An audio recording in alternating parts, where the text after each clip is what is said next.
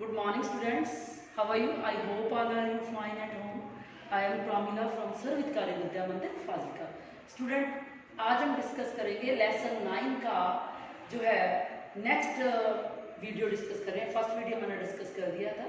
इसके अंदर हम डिस्कस करने वाले हैं हैबिटेट के बारे में. हैबिटेट वर्ड का बेसिक मीन क्या, होम जिसको बोलते हैं. तो डेफिनेशन क्या, the surrounding where an organism live is called a habitat. वो सराउंडिंग, वो आसपास का वातावरण जिसमें एक जगह पे कोई ऑर्गेनिज्म, कोई लिविंग क्रिएचर लिव मैंने रह रहा है, उस जगह को, उस प्लेस को हम हैबिटेट बोलते हैं.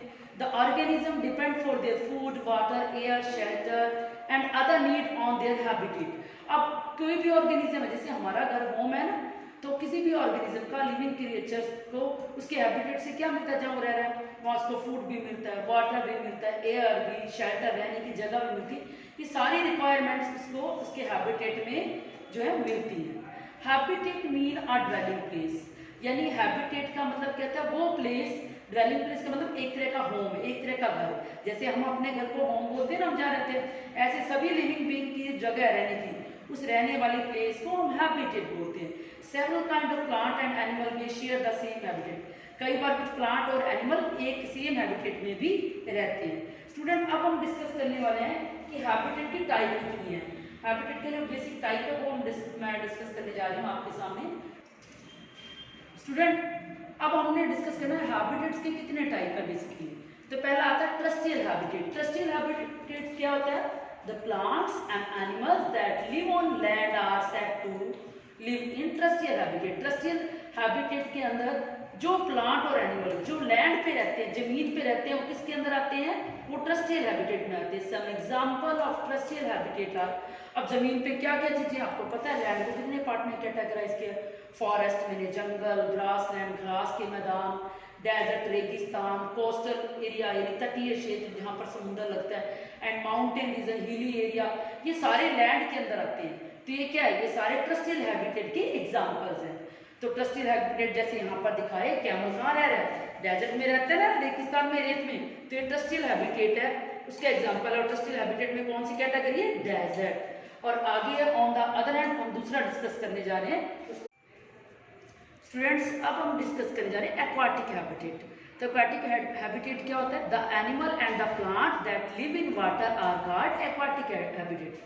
जो एनिमल या जो प्लांट्स, कोई भी लिविंग क्रिएचर जो पानी में रहता है, वो किसके अंदर आता है कैटेगरी में? Aquatic habitat. जैसे पॉन्ड्स, तालाब, स्वैम्प्स, लेक्स, रिवर्स, ओशन, समुंदर, ये सारे एग्जांपल किसके हैं? एक्वाटिक हैबिटेट के. इस तरह से हमने क्या पढ़ा? हमने ट्रस्टियल हैबिटेट के एग्जांपल भी पढ़ी, जैसे लिखी पढ़ी है forest, grassland, desert, mountain region. Aquatic भी पढ़ ली. अब बात आती है कि इन हैबिटेट में बेसिकली कौन कौन रह रहे हैं? जो the living things such as plant and animal in habitat are its biotic component. सुन लीजिए, किसी भी हैबिटेट में जो लिविंग थिंग एग्जिस्ट करती हैं, जैसे कि प्लांट्स एंड एनिमल्स, इनको हम बोलेंगे इनमें जहाँ लाइफ एग्जिस्ट करती है ना, ये बायोटिक कंपोनेंट कहलाते हैं हैबिटेट के.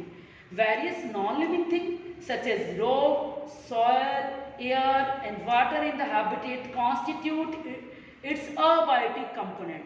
और किसी भी हैबिटेट के अंदर क्या, अगर रॉक है, सॉयल है, एयर है, ये नॉन लिविंग थिंग है, इनमें लाइफ नहीं एग्जिस्ट करती, ये उस हैबिटेट के अबायोटिक कंपोनेंट हैं. जो सनलाइट है, हीट है, ये भी क्या है? जब प्लांट सनलाइट लेते हैं ना, खाना बनाते हैं, हीट है, जो गर्मी है, ये सारे अबायोटिक कंपोनेंट है. तो इस पैराग्राफ से आपको पता लग गया कि जो लिविंग कंपोनेंट हैं उनको हम बायोटिक बोलते हैं, जैसे प्लांट, एनिमल्स, ठीक है.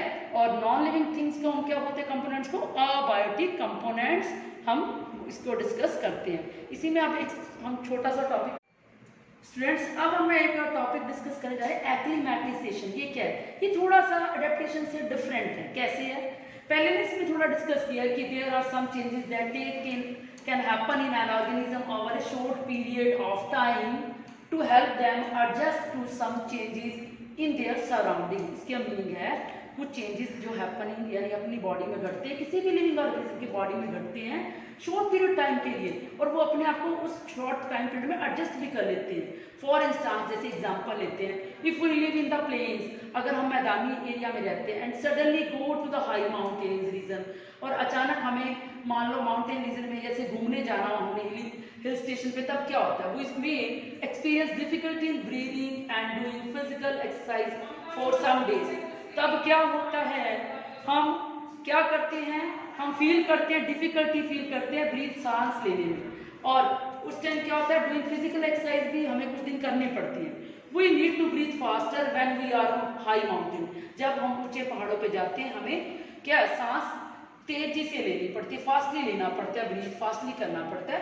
आफ्टर सम डेज, और कुछ दिन जब हमें वहां रहने की आदत पड़ जाएगी हिल एरिया में, our body adjust to the changes change condition, तो जब हम रोज हिली एरिया में वहां पर रहना ही शुरू कर दिया हमने, हमारी बॉडी एडजस्ट कर लेगी उस चेंज कंडीशन के according on the high mountain.